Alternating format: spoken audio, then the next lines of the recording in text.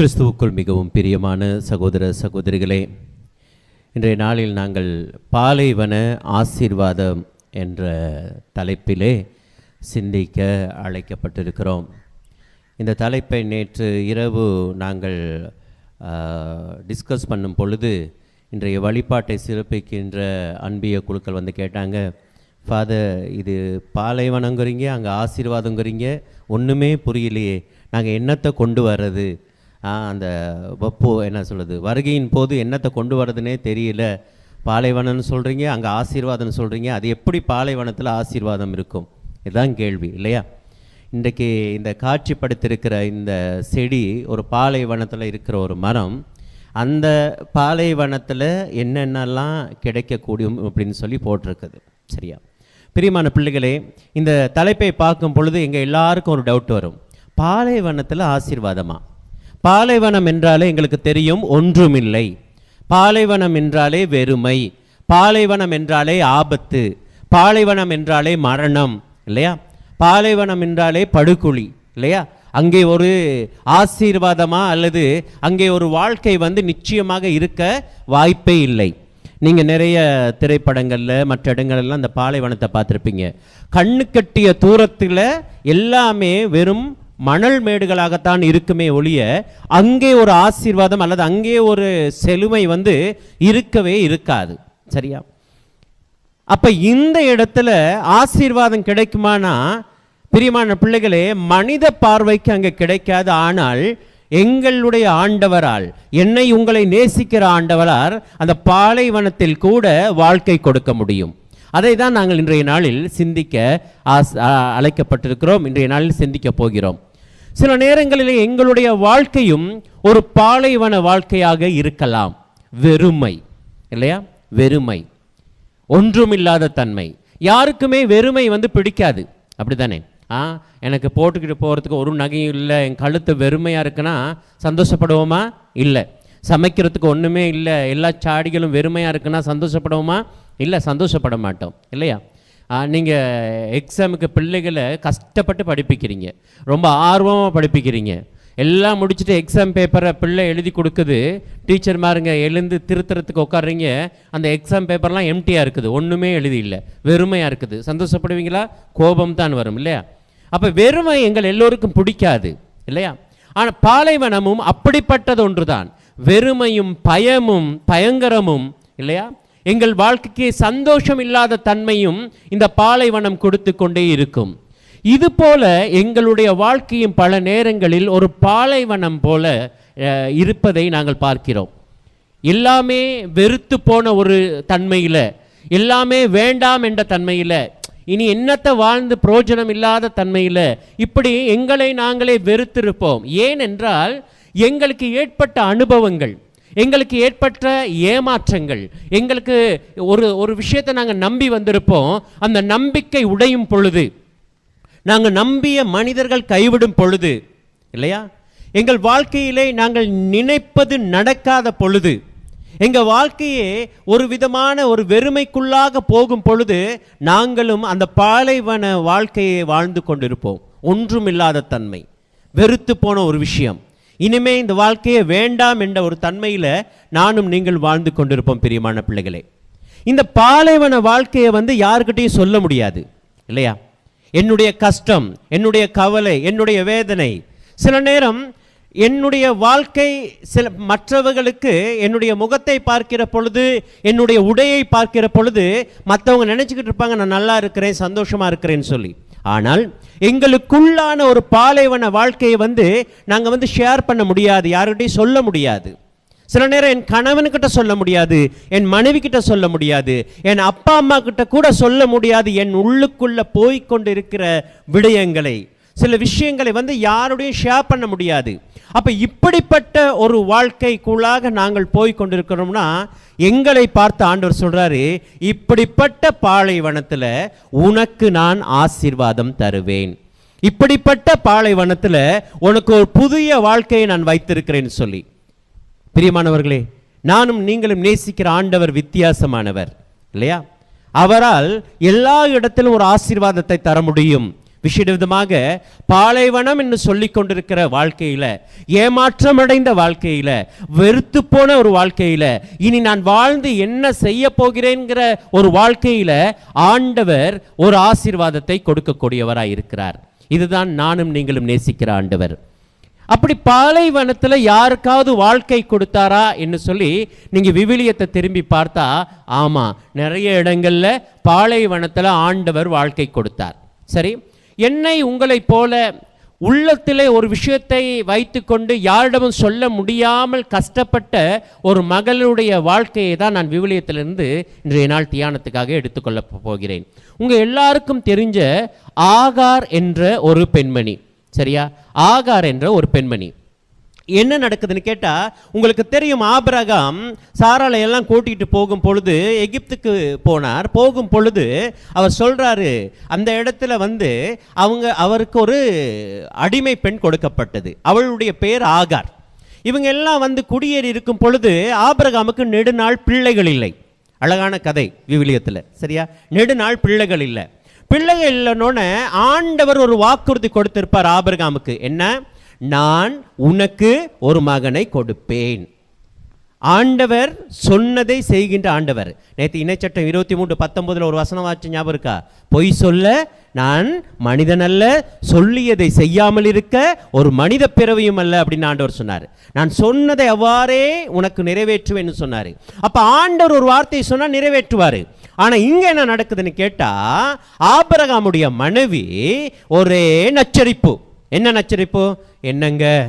என்னங்க குழந்தை இல்லை, குழந்தை இல்லை.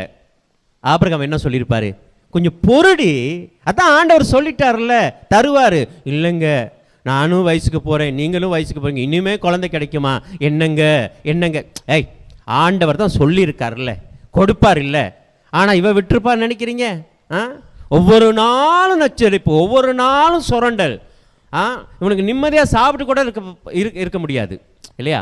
சில மனைவிமாருங்கள்லாம் சோறை தட்டில் போட்டு கொடுத்துட்டு, சாப்பிடுங்க, உங்கள்கிட்ட ஒரு கதை கதைக்கணும்.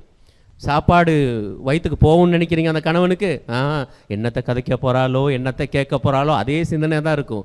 அதுபோல் நான் நினைக்கிறேன் ஆபிரகாமுக்கு, ஐயோ கடவுளே, விடிஞ்சா பொழுதுபட்டா இவ சுரண்டிக்கிட்டு இருக்கா.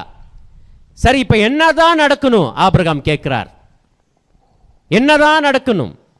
சாராள் என்ன சொல்லினா, என்னங்க, எங்கள்கிட்ட தான் வேலைக்காரி ஒருத்தி இருக்கால்ல ஆகார், அவளோடு நீங்க கூட இருந்து எங்களுக்கு ஒரு மகனை பெற்றெடுங்க. அவளோடு கூட இருந்து ஒரு மகனை பெற்றெடுங்க. இவருக்கு யோசனை எல்லாம் எப்படி இருக்குன்னு கேட்டா, ஆண்டவர் எனக்கு ஒரு மகனை கொடுப்பார் என்று இருக்கும் பொழுது நான் எப்படி செய்வது, என்ன செய்வது? ஒரே குழப்பம். இருப்பினும் மனைவியினுடைய அந்த வற்புறத்தின் காரணமாக அவரோடு இருந்து ஒரு மகனை பெற்றெடுக்கிறார். அவன் பேர் இஸ்மாயில். சரியா? இப்ப என்ன நடக்குது? ஆண்டவர் சொன்னதை செய்து முடிக்கிறார். அந்த ஆபிரகாமுக்கு வாக்களித்ததின்படி ஈசாக்கும் பிறக்கிறார்.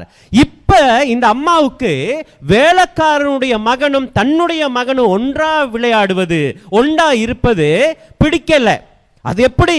என்னுடைய மகனும் வேலைக்காரியுடைய மகன் இருக்கலாம். இவ சொல்றா, அவளை துரத்தி விடுங்க, அவளை துரத்தி விடுங்க. இப்ப என்ன நடக்குது? ஆபிரகாம் ஒரு கடுமையான முடிவு இருக்கிறான், வேதனையோடு இருக்கும் பொழுது ஆண்டவர் சொல்றாரு, ஒன்றும் பிரச்சனை இல்லை, உன்னுடைய மனைவி சொல்வதை போல செய்யன்னு சொல்றாரு. நாங்க அந்த பகுதியை மீண்டும் வாசிப்போம். தொடக்க நூலிலே 21வது அதிகாரம் 14வது வசனம் முதல் வாசிப்போம். எனவே ஆபிரகாம் காலை எழுந்து அப்பத்தையும் தோற்பை நிறைய தண்ணீரையும் எடுத்து ஆகாரிடம் கொடுத்தார். அவற்றை அவள் தோள் மீது வைத்து குழந்தையையும் அவளுடன் அனுப்பி வைத்தார். அவளும் புறப்பட்டு போய் பெயர் செபா என்னும் பாலைநிலத்தில் அலைந்து திரிந்தார். தோற்பையில் இருந்த தண்ணீர் தீர்ந்த பின் அவர் புதர் ஒன்றின் அடியில் குழந்தையை கிடத்தினாள். வாசிங்க தொடர்ந்து. பின்பு அவள் முன்புறம் சென்று அம்பு எறி தூரந்தளவில் உட்கார்ந்து கொண்டாள். குழந்தை சாவதை பார்க்க சகியேன் என்று சொல்லி அவர் கூக்குரலிட்டு அழுதாள். பிரியமான பிள்ளைகளே, நல்லா யோசிச்சு பாருங்க. நாங்கள் இப்போ இது ஒரு சம்பவமா, அவள் போனால் மகனை கிடத்தினால் அவள் அழுதாள்னு சொல்லி வாச்சிட்டு நாங்கள் போயிடுவோம். ஆனால் அந்த பெண்ணினுடைய மனநிலையிலிருந்து நீங்கள் யோசிச்சு பாருங்க இல்லையா, என்னென்னலாம் அவளுக்கு ஓடிக்கொண்டு இருக்கும். காலையிலிருந்து தோல்பையில் தண்ணீரும் அப்பத்தை கொடுத்து ஆபிரகாம் சொல்றா நீ போன்னு சொல்லி துரத்தி விடும் பொழுது அவளுடைய மனம் எவ்வளவு பாடுபட்டு இருக்கும் இல்லையா. அவளுக்கு பிரியமான பிள்ளைகளே, அப்பா இல்லை, அம்மா இல்லை, சகோதரர்கள் இல்லை, வேறு ஒரு தேசத்தில் இருக்கிறார், அடிமை பெண்ணா இருக்கிறார் இல்லையா. பிரியமான பிள்ளைகளே, அவள் வாய் பேசாத ஒரு மகள். ஏன்னு கேட்டா நீங்க விவிலியத்தை வாட்சி பார்த்தா தெரியும், ஆபிரகாமுக்கு அந்த இடத்துல பல அடிமைகளை கொடுத்திருப்பாங்க. மற்றவங்கலாம் சொல்லியிருப்பாங்க ஐயோ எனக்கு நான் அடிமையா போக மாட்டேன்னு சொல்லி. ஆனால் இவள் தன்னுடைய குடும்பத்தின் நிலைமையை கருதி, தன்னுடைய வாழ்க்கை நிலைமையை கருதி, இவ ஏதோ பரவாயில்ல இந்த எஜமானை நம்பி போகலாம்னு சொல்லி அவங்க அவளை நம்பி வந்திருக்கலாம். ஏன்? விவிலியத்தை வாசிக்கும் பொழுது தெரியும், ஆபிரகாமை முன்னிட்டு ஆண்டவர் அரசனை கூட தண்டித்தார். அப்ப இவங்க பெரிய உத்தமனா இருக்கணும், இவங்க எனக்கு வாழ்வு கொடுப்பாங்க, இவங்களோட போனா நான் நல்லா இருப்பேன்னு நம்பி தானே இந்த மகள் வந்திருப்பா. புரியுதா? அப்ப இப்படி நம்பி வந்தவ, இவங்க வாழ்வு கொடுப்பாங்கன்னு நம்பி வந்தவ, இவள் வந்த பிற்பாடு ஐயோ என்னை பயன்படுத்தி கொண்டு, என்னை இப்படியெல்லாம் நாசமாக்கி கொண்டு, நான் திருமணமாகாத ஒரு கன்னியா இருந்தேன், எனக்கு இப்படி ஒரு குழந்தையும் கொடுத்து கொண்டு இப்ப என்னையும் என் மகனையும் பாலைவனத்தில் விட்டா நான் எங்க போவேன்? எங்க சொந்த ஊரா இருந்தா நான் அப்பா கிட்ட போகலாம், சொந்த ஊரா இருந்தா அம்மா கிட்ட போகலாம், சகோதரர்கிட்ட போகலாம், இந்த இடத்துல எனக்கு யாருமே இல்லையேன்னு சொல்லி அந்த மகளுடைய இதயம் எப்படி துடிச்சிருக்கும் இல்லையா. ஆகார பத்தி கொஞ்சம் யோசிச்சு பாருங்களேன், எவ்வளவு எல்லாம் யோசிச்சிருப்பா. அந்த மகன் தன் வயிற்றுக்கு வந்திருப்பாடு என்னெல்லாம் கற்பனை பண்ணியிருப்பா இல்லையா. எல்லாம் சிதைந்து போனது பிரியமான பிள்ளைகளே, எல்லாம் இல்லாமல் போனது. பாலைவனத்தில் எங்க போறதுன்னு சொல்லி தெரியாமல் அலைந்து கொண்டிருக்கிறான். சில நேரம் ஆபிரகாம் இந்த மாதிரி ஒரு வேலை செஞ்சிருக்கலாம். என்ன, அவளை எங்க எடுத்தாங்களோ எகிப்துல கொண்டு போயிட்டு விட்டுட்டு வந்திருக்கலாம் இல்ல, அதை கூட செய்யல. பாலைவனத்தில் துரத்தப்பட்டால், இவள் பாலைவனத்தில் அலைந்து திரிந்தால் எவ்வளவு ஒரு வேதனை மிக்க ஒரு வாழ்க்கை அந்த மகள் வாழ்ந்து கொண்டிருப்பார். இருப்பதை விட செத்து விடலாம் என்று சொல்லி அவள் யோசித்துக் கொண்டிருப்பாள் பிரியமான பிள்ளைகளே. அப்ப இப்படிப்பட்ட ஒரு வாழ்க்கையை அந்த மகள் வாழ்ந்தாள். இப்படிப்பட்ட ஒரு எண்ணத்திலே அவர் பாலைவனத்திலே அலைந்து திரிந்தாள் இல்லையா. ஐயோ எனக்கு நாங்கள் கொஞ்சம் பணக்காரவங்களா இருந்திருந்தா, எனக்கு அப்பா இருந்திருந்தா, எனக்கு முறைப்படி கல்யாணம் செஞ்சு வச்சிருந்தா இந்த நிலைமை ஆகியிருக்குமா, நான் இப்படி என் மகனோட இப்படி வந்திருப்பேனா. எவ்வளவு எல்லாம் வேதனையோடும் கண்ணீரோடும் கவலையோடும் அவள் தோல்பையிலே அந்த தண்ணீரையும் அப்பத்தையும் சுமந்து மகனையும் சுமந்து கொண்டு வரும் பொழுது என்னெல்லாம் யோசிச்சிருப்பா இல்ல. அவ்வளோ வேதனையோடும் அவ்வளோ கஷ்டத்தோடு இந்த மகள் வருகிறார் பிரியமான பிள்ளைகளே. மனதில் ரணம், வேதனை, காயம் இல்லையா. யாரிடமும் சொல்ல முடியாத ஒரு வேதனை, பாலைவனத்திலே யாரிடமும் சொல்ல முடியாத ஒரு கஷ்டத்தோடு அவள் அலைந்து திரிந்து கொண்டிருக்கிறார் பிரியமான பிள்ளைகளை. இப்ப என்ன அவளுடைய எண்ணம் எல்லாம், என்னை விசாரிக்க யாரும் இல்லையே, என்னை விசாரிக்க யாரும் இல்லையே, போகும்போது நீ எங்க போறன்னு கேட்கறதுக்கு கூட நாதி இல்லையே, நீ எங்க போய் என்ன செய்ய போறன்னு சொல்லி கேட்கறதுக்கு கூட ஒருத்தர் இல்லையே, என்னை விசாரிக்க என் நலத்தை பார்க்க யாருமே இல்லைங்கிற ஒரு மனதில் சொல்ல முடியாத கதறி அழ வேண்டும் போல் இருக்கிற ஒரு வேதனையோடு அந்த மகள் புறப்பட்டு போகின்றாள். பிரியமான சகோதர சகோதரிகளே, பல நேரங்களில் எங்களுடைய வாழ்க்கையிலும் பணம் இருந்தாலும் உறவுகள் இருந்தாலும் இப்படிப்பட்ட ஒரு பாலைவன ஒரு அனுபவத்தை, ஒரு பாலைவன வாழ்க்கையை நாங்கள் வாழ்ந்து கொண்டிருக்கின்றோம். பிரியமான பிள்ளைகளே, என்ன நடக்கிறது? என்ன நடக்கிறது? இந்த மகள் ஒரு விஷயத்தை நல்லா கவனிங்க, ஜெபிக்கல, ஆண்டவரிடத்துல கேட்கல. ஏன் தெரியுமா? இவளுக்கு ஆண்டவர் இல்லை. ஏனென்றால் இவள் வேற்று ஊர்ல இருந்து வந்தவ, எகிப்திலிருந்து வந்தவ. இவளுக்கு ஆபிரகாம் வழிபடும் ஆண்டவர் தெரியாது, ஆண்டவர் யாரென்றே தெரியாது. புரியுதா? அப்ப ஆபிரகாமுக்கு தான் தெரியும், ஆண்டவர் அழைத்தார், எல்லாம் பண்ணார். ஆனால் இந்த ஆகாரோடு ஆண்டவர் எப்பொழுதுமே கதைத்தது இல்லை. ஆகாரோடு ஆண்டவர் உடன்படவே இல்லை, பேசவும் இல்லை. அப்ப இப்படி இருக்கையில் ஆண்டவர்கிட்ட முறையிட்டு மண்டாடுவது அவளுக்கு தெரியாது, யார்கிட்டையும் சொல்ல முடியாது, ஆண்டவர்கிட்ட கூட சொல்ல முடியாது. ஏனென்றால் ஆண்டவர் யார் என்று அறியாமல் இருந்தால். அப்ப இப்படிப்பட்ட நிலையில பாலைவனத்துல இந்த மகள் இருக்கும் பொழுது நானும் நீங்களும் நேசிக்கிற ஆண்டவர், பிரியமான பிள்ளைகளே, என்னன்னு கேட்டா ஆண்டவர் அவரிடத்துல வந்து ஒரு விஷயத்தை கேட்கிறார். என்னன்னு கேட்டா, மகளே உனக்கு நிகழ்ந்தது என்ன என்று விசாரிக்கிறார். பிரியமான பிள்ளைகளே, சில நேரம் நாங்கள் யோசித்துக் கொண்டு இருப்போம், எனக்கு யாருமே இல்லை என்று சொல்லி. சில நேரம் நான் யோசித்துக் கொண்டு இருப்போம், ஐயோ என்னுடைய வாழ்க்கை இப்படியாக இருக்கிறது என்று சொல்லி. எல்லாரும் என்னை கேட்கறதுக்கு கூட நாதி இல்லைன்னு சொல்லி நாங்கள் யோசித்துக் கொண்டிருக்கிற நேரத்தில் எங்களுடைய ஆண்டவர், பிரியமான பிள்ளைகளே, விசாரிக்கின்ற ஆண்டவர், எங்களுடைய நலத்தை கேட்கின்ற ஆண்டவர் கேட்கிறார், மகளே உனக்கு நிகழ்ந்தது என்ன? அம்மா உனக்கு என்னமா ஆச்சு? பா உனக்கு என்ன ஆச்சு அப்படின்னு ஆண்டவர் விசாரிக்கின்றார். எனக்கு அருமையான பிள்ளைகளே, நானும் நீங்களும் நேசிக்கிற ஆண்டவர் எப்ப, நான் நேற்று நான் சொன்னது போல, பெயர் சொல்லி அழைத்தாரோ அன்று முதல் எங்களுடைய நலத்தில் நாங்க தேடுறோமோ இல்லையோ, நாங்க வணங்குறோமோ இல்லையோ, நாங்க ஆண்டவரோட சன்னிதானத்துக்கு போறோமோ இல்லையோ, அவர் ஒவ்வொரு நாளும் எங்களை தேடுகின்றார். அவர் ஒவ்வொரு நாளும் எங்களுடைய நலத்திலே கருணை கொண்டுள்ளதாக, அவர் கரிசனை கொண்டுள்ளவராக இருக்கிறார். அவர் விசாரிக்கின்றார், மகளே உனக்கு நிகழ்ந்தது என்ன? இப்ப ஆகாருடைய கதையை பார்த்தீங்கன்னு சொன்னா, ஆகார் பேசவே இல்லை. ஆகார் ஒண்ணுமே சொல்லல. என்ன, ஐயோ நீ தேர்ந்து கொண்ட அந்த அவன் என்னை கூட்டிட்டு போனா, எனக்கு இப்படியெல்லாம் அநியாயம் செஞ்சாங்க, எனக்கு இப்படியெல்லாம் பண்ணிட்டு என்னையும் மகனையும் இப்படி காட்டுக்குள்ள அனுப்பிட்டாங்க, ஒண்ணுமே சொல்லல, ஒண்ணுமே சொல்லல. பிரியமான பிள்ளைகளே, அவள் பேசவே இல்லை, பேசவே இல்லை. ஆனால் ஆண்டவர் இடைப்படுகின்றார், ஆண்டவர் அவரோடு இடைப்படுகின்றார். இந்த இடத்துல ஒரு விஷயத்தை பாருங்க, இவ ஒரு முடிவு எடுக்கிறார். என்ன முடிவு? குழந்தை நான் சாக போகின்றோம். என்ன, அம்பு ஏறி தூரத்தில் குழந்தையை விட்டுட்டு இவ சொல்றா, குழந்தை சாவதை என்னால் பார்க்க முடியாது. இப்ப இவருடைய எண்ணம் என்ன? குழந்தை சாக போகிறது, அதன் பிற்பாடு நானும் சாக போகிறேன்.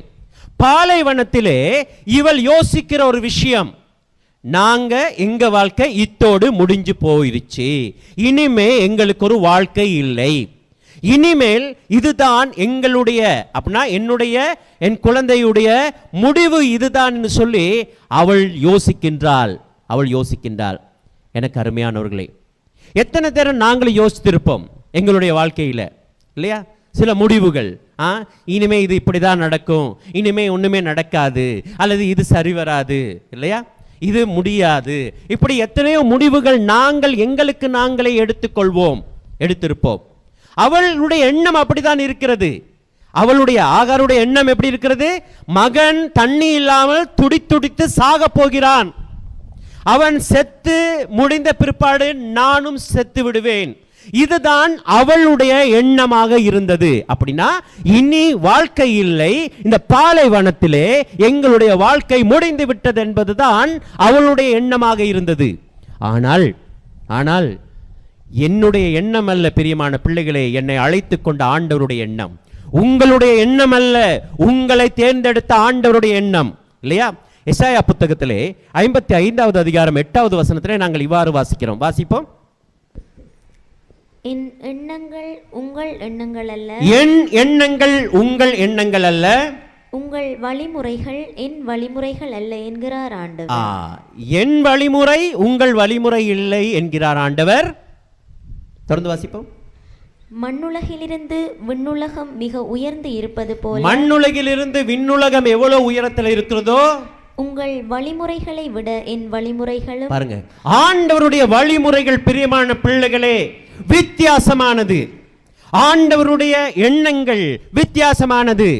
நாங்கள் நினைப்போம் இதுதான் முடிவு என்று சொல்லி, நாங்கள் நினைப்போம் இதுதான் என் வாழ்க்கை என்று சொல்லி, நாங்கள் நினைப்போம் இனி சரி வராது இவ்வளவுதான் என்று சொல்லி. ஆனால் ஆனால் அன்னைக்கு சொன்னல, எங்களை அழைத்து கொண்ட ஆண்டவர், பெயர் சொல்லி அழைத்த ஆண்டவர் எங்களை தன்னுடைய பிள்ளையாக பார்க்கின்றார். மகனாக மகளாக பார்க்கின்றார். தன்னுடைய மகனோ மகளோ ஆசீர்வாத குறைவாய் வாழ்வது அவருக்கு பிரியமல்ல. நாங்க நினைப்பது போல் ஆண்டவர் நினைப்பதில்லை பிரியமான பிள்ளைகளே. அவர் வித்தியாசமாய் நினைக்கிறார். அதனால தான் எரேமியா புத்தகத்திலே 29வது அதிகாரம் 11வது வசனத்திலே அவர் இவ்வாறான ஒரு விஷயத்தை சொல்கின்றார். வாசிப்போம். எரேமியா 29:11.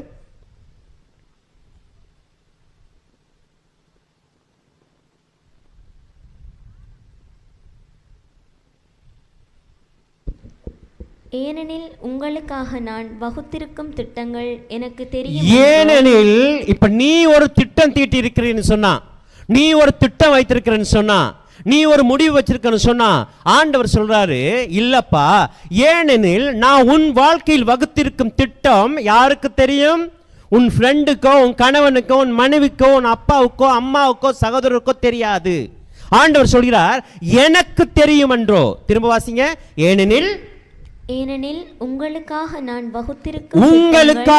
வகுத்திருக்கும் திட்டம் எனக்கு தெரியும் என்றோ. அவை வளமான எதிர்காலத்தையும் நம்பிக்கையும் உங்களுக்கு அளிப்பதற்கான நல்வாழ்வின் திட்டங்களே அன்றி கேடு விளைவிப்பதற்கான திட்டங்கள் அல்ல என்கிறார் ஆண்டவர். அப்ப ஆகாருடைய வாழ்க்கையில் அவள் எடுத்த முடிவு, நான் சாக போகிறேன். இந்த பாலைவனத்திலே ஆசீர்வாதம் இல்லை, பாலைவனம் வெறுமை, பாலைவனம் மரணம் என்பதுதான் அவளுடைய எண்ணமாக இருந்தது. ஆனால் பிரியமான பிள்ளைகளே, ஆண்டவர் இடைப்பட்டு மகளே உனக்கு நிகழ்ந்தது என்ன என்று கேட்கின்றார். அது மாத்திரமல்ல, அவள் நினைத்துக் கொண்டிருந்தால் அத்தோடு வாழ்க்கை முடிந்து விட்டது என்று சொல்லி ஆண்டவர் சொல்றாரு, நீ நினைக்கிற மாதிரி இல்லம்மா, நீ நினைச்சு கொண்டு இருக்கிற வாழ்க்கை முடிந்து விட்டது என்று. ஆனால் நான் சொல்கிறேன், நீ எழுந்து உன் பிள்ளையை தூக்கி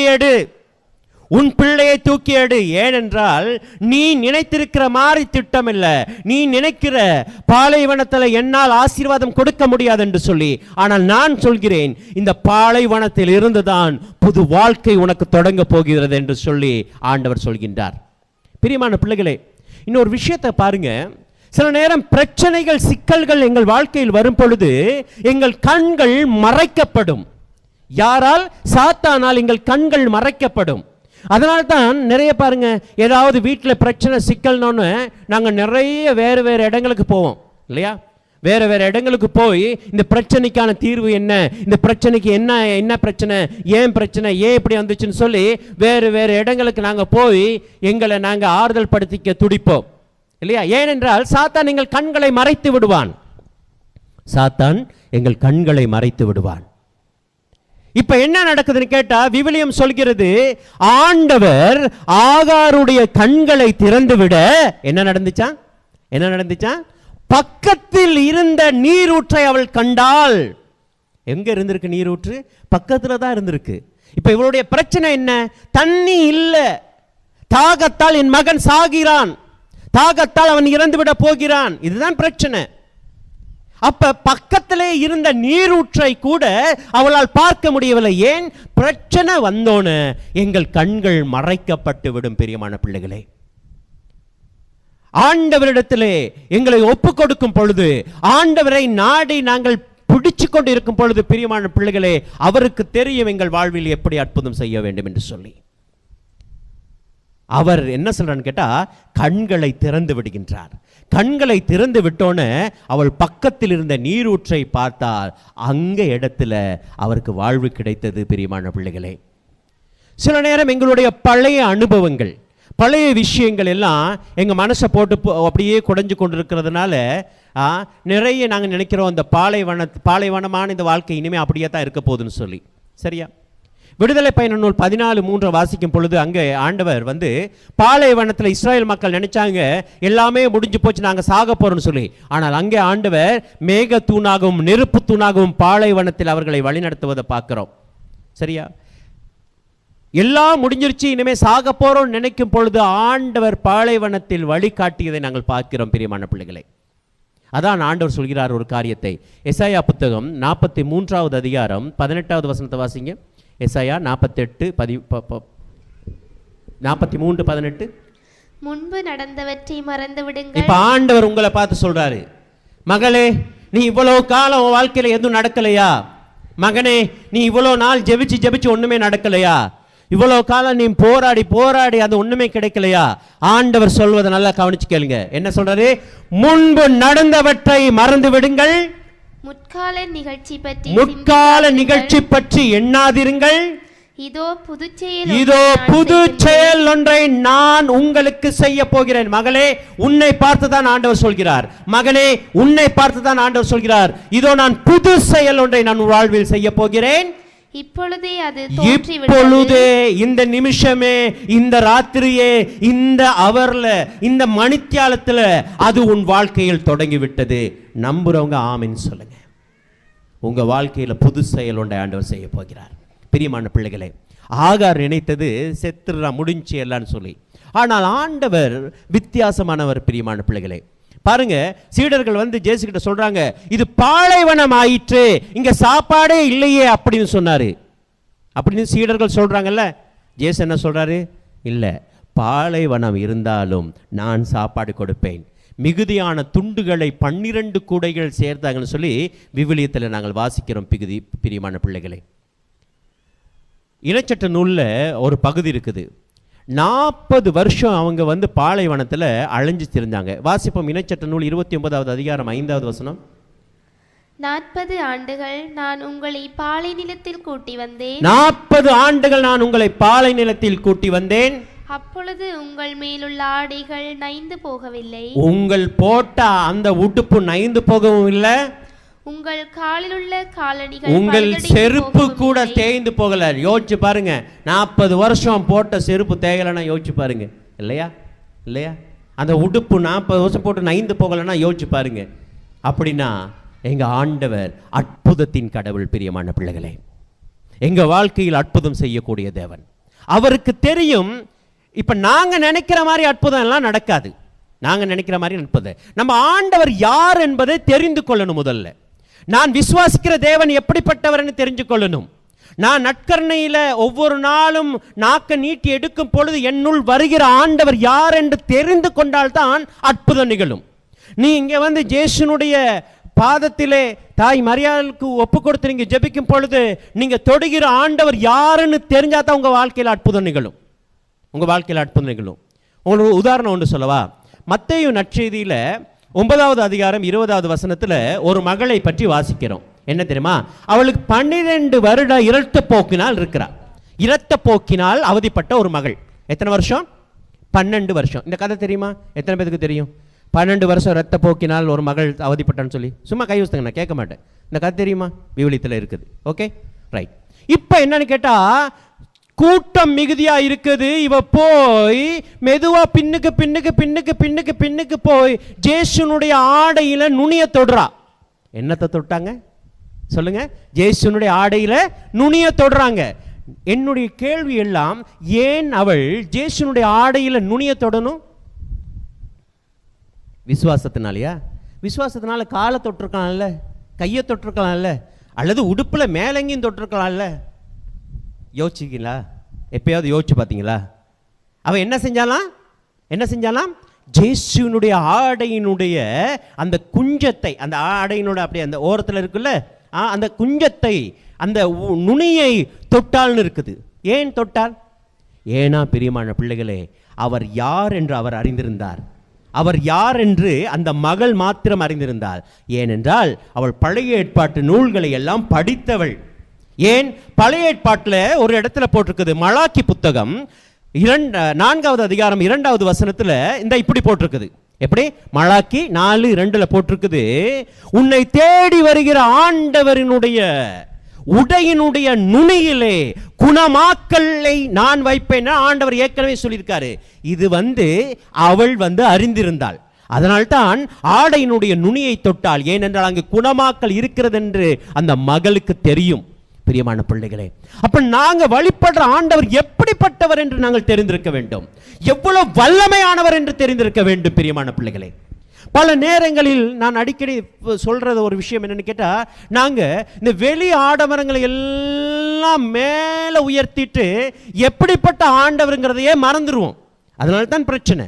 அப்ப எங்க ஆண்டவர் எப்படிப்பட்ட வல்லவர் என்பதனை தெரியணும். ஆனால் ஒரு விஷயம், நீங்க நினைக்கிற மாதிரி ஆண்டவர் அற்புதம் செய்ய மாட்டார். அவர் நினைக்கிற மாதிரி தான் அற்புதம் செய்வார். புரியுதா? கடைசியாக ஒரு விஷயத்தை மட்டும் சொல்லி முடிக்கிறேன். இந்தியாவில் உங்களுக்கு தெரியும், ஏர்போர்ட் இருக்கிற இடம் வந்து திரிசூலம். சரியா? இந்தியாவுக்கு நீங்கள் சென்னையில் ஏர்போர்ட் இருக்கிற இடம் திரிசூலம். அந்த திரிசூலம் பக்கத்தில் ஒரு அம்மா ஒரு பெரிய ஒரு அனாதை ஆசிரமம் ஒன்று நடத்திக்கிட்டு இருக்கும்போது அந்த தாயுடைய வாழ்க்கையில் இந்த இப்படிப்பட்ட சம்பவம் நடந்திருக்கு. என்னன்னு கேட்டால், அவளுக்கு 6 பிள்ளைகள், 6 பேரும் நிறைய சொத்து இருந்திருக்கு. அந்த அம்மாவுக்கு கணவன் இறந்த பிற்பாடு 6 பேரும் சொத்துக்களை எல்லாம் எடுத்துட்டு அந்த அம்மாவை தனியாக விட்டுட்டாங்க. அந்த அம்மாவுக்கு ஆசை என்னன்னு கேட்டால், ஒரு இடத்துல, இந்த இடத்துல ஏதாவது ஒரு இடத்துல நான் ஒரு சின்ன அனாதி மதம் எடுத்து பிள்ளைகளை வச்சுக்கிட்டு பார்க்கணும். இதுதான். அப்போ பிள்ளைகிட்ட போயிட்டு கேட்குறாங்க, அப்பா சொத்தெல்லாம் எடுத்துட்டீங்க, நான் கேட்ட அந்த காணியை மட்டும், அந்த வீடை மட்டும் வாங்கி கொடுத்துட்டீங்களா? ஆமாம்மா, உங்களுக்கு அனாதிமதம் கட்டுறதுக்கு தானே காணி வாங்கியாச்சு, வீடு வாங்கியாச்சு, இந்த இடத்துல இருக்கு. அந்த தாய் போயிட்டு பார்க்குறாங்க, பிரியமான பிள்ளைகளே, பெரிய ஒரு கற்குவை, கற்பாறை, அந்த கற்பாறையை தான் இந்த அம்மாவுக்கு வாங்கி கொடுத்துருக்காங்க. அதில் வீடு கட்ட முடியுமா? அதில் ஏதாவது பண்ண முடியுமா? இல்லை, ஒண்ணுமே பண்ண முடியாது. இந்த தாய்க்கு சரியான மன கஷ்டம், மன உளைச்சல். இந்த தாய் ரொம்ப வேதனையோடு ஜெபிச்சு கொண்டு இருக்கிறாங்க. அந்த நேரத்தில் அந்த தாய் அப்படியே போகும் பொழுது ஒரு கோயில்ல ஒரு பாதிரியார் பிரசங்கம் பண்ணிக்கிட்டு இருக்கார். அவர் லூக்கா நற்செய்தி 17வது அதிகாரம் 6வது வசனத்தை பிரீச் பண்றார். என்ன? நீ நம்பிக்கையோடு இந்த அத்தி மரத்தை பார்த்து பெயர்ந்து கடலில் விழி என்று சொன்னால் அது பெயர்ந்து கடலில் வரும், கடுகளவு விசுவாசம் இருந்தா போதும் அப்படின்னு சொல்றாரு. இந்த அம்மாவுக்கு இது ரொம்ப ஆழமா பட்டுருச்சு. அப்படின்னா நான் நம்பிக்கையோடு இந்த மலையை பார்த்து பெயர்ந்து கடலில் விழுன்னா விழும். இந்த அம்மாவுக்கு இது ரொம்ப நம்பிக்கையா போச்சு. ஒவ்வொரு நாளும் இந்த அம்மா என்ன செய்யறான்னு கேட்டா, ஒரு 2 பிள்ளைகளை வச்சிருக்காங்க, ஒரு சின்ன குடிசையில் இருந்துகிட்டு அந்த மலையை பார்த்து ஒவ்வொரு நாள் சொல்றாங்க, நான் விசுவாசத்தோடு சொல்கிறேன், நீ ஆண்டவருடைய பெயரால், ஆண்டவர் சொன்னதெல்லாம் பொய்யாகாது, நீ பெயர்ந்து கடலில் போகணும், பெயர்ந்து கடலில் போகணும் ஜெபிக்க தொடங்கிறாங்க. 1 மாதம் 2 மாதம் 3 மாதம் 4 மாதம் போயிருக்குமா? எத்தனை பேர் நம்புறீங்க போயிருக்குன்னு சொல்லி? பிரியமான பிள்ளைகளை, நான் சொன்னேன்ல, என் வழிகள் அல்ல ஆண்டவருடைய வழிகள், என் எண்ணங்கள் அல்ல ஆண்டவருடைய எண்ணங்கள். ஆண்டவர் எங்கள் வாழ்வில் அற்புதம் செய்வது வித்தியாசமாய். இந்த தாயினுடைய வாழ்விலும் ஒரு அற்புதம் நிகழ்ந்தது. ஒரு நாள் காலையில் இவள் ஜெபித்து முடிஞ்சிட்டு பார்க்குறாங்க, சில அதிகாரிகள் நிற்கிறாங்க, சொல்றாங்க, அம்மா இது துறைமுகத்துக்கு பக்கத்தில் உள்ள நிலம், எங்களை துறைமுக அபிவிருத்திக்கு எங்களுக்கு பாறைகள் தேவை, கற்கள் தேவை, உங்க இடத்திலிருந்து சில கற்களை நாங்கள் உடைத்துக் கொள்ளலாமா, உங்களுக்கு பணம் தாரோம். இந்த அம்மா சொன்னாங்க, பணம் எல்லாம் வேணாம் சாமி, எனக்கு இந்த இடத்துல ஒரு சின்ன அறையை கட்டித்தாங்க, அதெல்லாம் பண்ணிடலாமா? பிரியமான பிள்ளைகளே, 3 மாதங்களில் அவ்வளோ கற்களும் உடைக்கப்பட்டு போய் சேர்ந்த இடம் எது? துறைமுகம். துறைமுகம் எங்க கட்டுவாங்க? கடல்ல. கடலுக்கு போனுச்சா? பிரியமான பிள்ளைகளே, இதுதான் ஆண்டவர் செய்கிற அற்புதம். நம்பிக்கையோடு நாங்கள் ஜெபிக்கும் பொழுது, நம்பிக்கையோடு இருக்கும் பொழுது, பாலைவனத்தில் கூட ஆண்டவர் எங்களுக்கு ஆசீர்வாதம் கொடுப்பார். அந்த ஆகாருக்கு கொடுத்த அதே வாழ்க்கையை கொடுக்கிறார். இதோ புது செயல் ஒன்றை நான் உன் வாழ்வில் செய்ய தொடங்கி விட்டேன், இனிமேல் அதுதான் நடக்கணும் ஆண்டவர் சொல்றாரு. எத்தனை பேர் நம்புறீங்க ஆண்டவர் உங்கள் வாழ்க்கையை புதுசாய் மாற்றப் போகிறாய்? அனைவரும் எழுந்து நிற்போம், வேகமாக எழுந்து நிற்போம், வேகமாக எழுந்து நின்று எங்கள் கண்களை மூடிக்கொள்வோம். எல்லாரும் கண்களை மூடிக்கொள்ளுங்க. கண்களை மூடி உங்கள் கைகளை நெஞ்சோடு வைத்துக் கொள்வோம். பிரியமான பிள்ளைகளே, உங்கள் வாழ்க்கையை ஆசீர்வதிப்பதற்காக, உங்கள் வாழ்க்கையில் புது செயல் ஒன்றை செய்வதற்காக, சில நேரம் உங்களுடைய வாழ்க்கை கூட அந்த ஆகாரையை போல ஒரு புலம்பலாக, கஷ்டத்தோடும் கவலையோடும் கண்ணீரோடும் இருக்கக்கூடும்.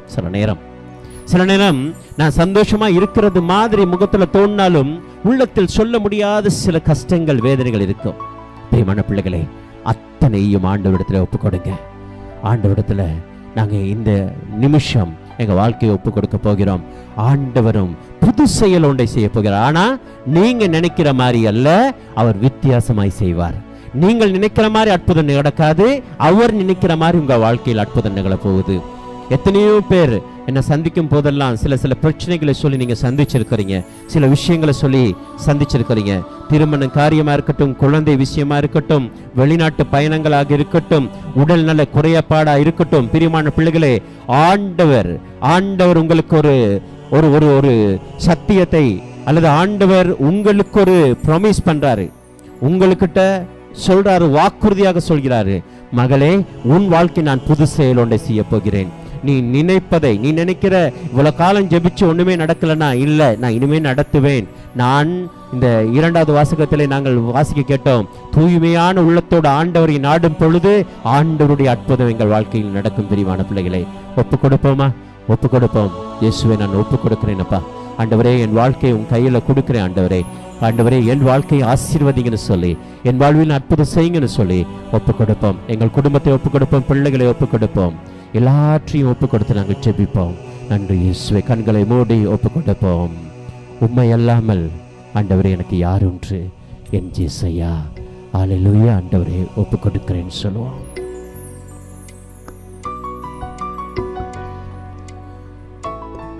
Thank you Jesus.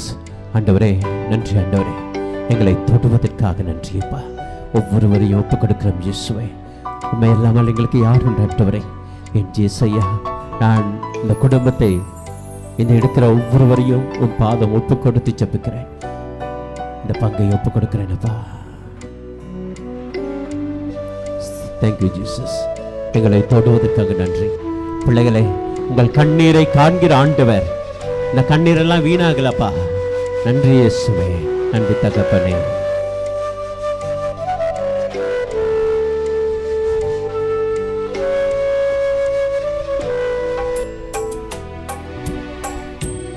அல்லாமல் எனக்கு யாருண்டு? உம்மை அல்லாமல் எனக்கு யாருண்டு? சொல்லுவோமா? உம்மை அல்லாமல் எனக்கு யாருண்டு?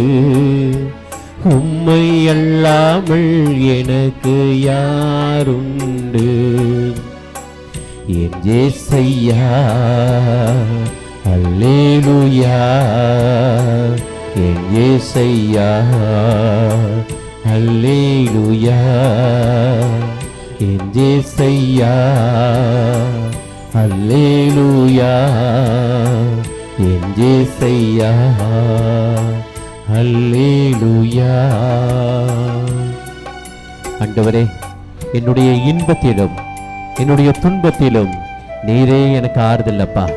இதோ இந்த நிமிஷம் இங்கே ஒப்பு கொடுக்கிற இந்த பங்கை நிறைவாய் ஆசீர்வதியும் பிதாவே. ஆண்டவரே, வெளி ஆடம்பரங்கள் அல்லப்பா, உள்ள தூய்மையோடு உம்மை நாடி நீ தருகிற ஆசீர்வாதத்துக்கு சொந்தக்கார பிள்ளைகளாக இவர்களை மாற்றும் அப்பா. இவர்கள் எந்த குறையுமின்றி வாழணும் ஆண்டவரே. ஒப்பு கொடுக்கிறோம் தெய்வமே. இவர்களை ஆசீர்வாதத்தை ஏற்றுக்கொள்ளும் அப்பா. இந்த இடத்தில் இருக்கிற ஒவ்வொருவரையும் விசேஷமாக இந்த இடத்தில் இருக்கிற ஆண்டவரே மற்றைய மத சகோதர சகோதரிகள் அனைவரையும் நீ தம்மை ஆசீர்வதித்து ஏற்றுக்கொள்ளும் ஆண்டவரே. ஒப்பு கொடுக்கிறோம் தகப்பனே. ஒப்பு கொடுக்கிறோம் ஆண்டவரே.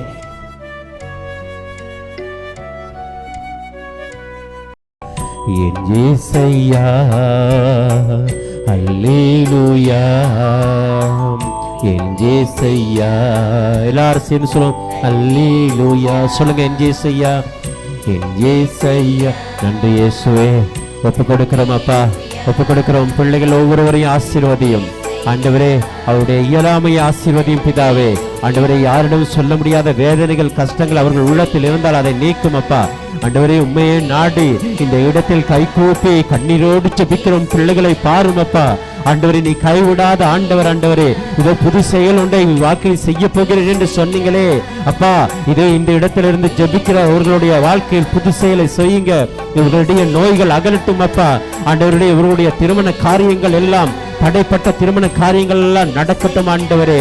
ஆண்டவரே, நோயுற்று இருக்கிற ஒவ்வொரு மீதும் இது கை இருப்பதாக தகப்பனே. நன்றி இயேசுவே. நன்றி இயேசுவே. ஹல்லேலூயா ஆண்டவரே.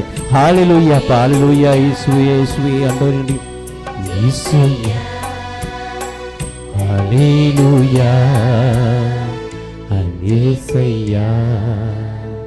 ஹல்லேலூயா. நன்றி இயேசுவே. பிள்ளைகளை ஒப்புக் கொடுப்பதற்காக நன்றி தகப்பனே. ஏற்றுக்கொள்வதற்காக நன்றி.